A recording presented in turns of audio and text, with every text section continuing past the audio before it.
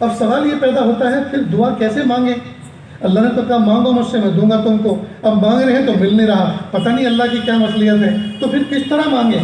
ہاں یہ ایک اہم موضوع ہے، اس کو سمجھنے کی ضرورت ہے۔ اللہ سے مانگیں۔ مثال کے طور پر آپ کسی جگہ کوئی اپارٹمنٹ بنتے ہوئے دیکھ کر آئے، کوئی بلڈنگ ڈیولپ ہوتے ہوئے دیکھ کر آئے، اس میں آپ کو کوئی شاپ خریدنا ہے یا کوئی فلیٹ خریدنا ہے، تو آپ اللہ سے کہ پیارے اللہ، شہر کرنول میں فلاں جگہ جو بلڈنگ بن رہی ہے، میرے بچے زیادہ ہو رہے ہیں، اب چھوٹا سا گھر ناکافی ہو رہا ہے، مجھے اپنے بچوں کو شفٹ کرنا ہے، مجھے ایک فلیٹ کی ضرورت ہے، اگر آپ کے علم میں اس بلڈنگ کے اندر فلیٹ لینا میرے حق میں بہتر ہے تو اللہ عافیت کے ساتھ سودا پٹا دیجئے، سودا کروا دیجئے، دلوا دیجئے، اور اگر آپ کے علم میں وہ بہتر نہیں ہے تو یا اللہ اس سے بہتر کوئی جگہ عطا فرما دیجئے اور اس کی طلب اور چاہت کو بھی دل سے نکال دیجئے۔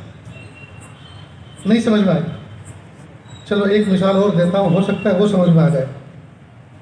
ایک نوجوان لڑکا ہے، اس کو شادی کی ضرورت ہے۔ دیکھو اتنی بات سنتے کے ساتھ ہی مسکراہٹ شروع ہو گئی، معلوم ہے یہ مثال زیادہ سمجھتے ہیں۔ اب اس کو نکاح کی ضرورت ہے، بچہ بالغ ہے، جوان ہے۔ اب ایک فیملی میں، ایک خاندان میں، ریلیٹیو میں کوئی لڑکی ہے، نیک صالح، خوبصورت، نیک سیرت۔ اب یہ لڑکا چاہتا ہے میں وہاں نکاح کروں۔ اب اس نے دعا کرنی شروع کی اور اپنے گھر والوں سے کہا کہ امی فلاں خاندان میں آپ میری طرف سے بات لے کے جاؤ، وہاں میں شادی کرنا چاہتا ہوں۔ اب امی ابا بھی گئے بچے کی محبت میں۔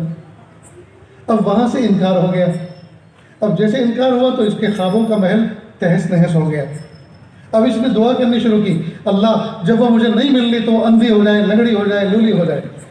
اب بیٹی کسی کی اور بد دعا دے رہا ہے یہ، تو کیا یہ بات زیب دیتی ہے اس کو کسی بچے کے لیے بد دعا اس طرح دینا؟ نہیں۔ تو پھر کیا کرے؟ اس کو چاہیے کہ دعا یوں کرے، پیارے اللہ مجھے نکاح کی ضرورت ہے، نکاح مسنون ہے، مجھے نکاح کی ضرورت ہے، میرے ماں باپ کا کے اوپر کندھوں پہ ایک فریضہ ہے، اور نیک صالح لڑکی نکاح میں آنی چاہیے، فلاں خاندان میں جو لڑکی ہے میں چاہتا ہوں وہ میرے حق میں مناسب ہے۔ اللہ اگر آپ کے علم میں وہ لڑکی میرے نکاح میں مناسب ہے تو یہ اللہ عافیت کے ساتھ سارے انتظامات کر دیجیے، یس میں جواب دلوا دیجیے، اور اگر آپ کے علم میں وہ لڑکی میرے لیے مناسب نہیں ہے تو یہ اللہ اس کو مجھ سے بہتر اور مجھے اس سے بہتر عطا فرما دیجیے، اور اس کی طلب کو بھی میرے دل سے نکال دیجیے۔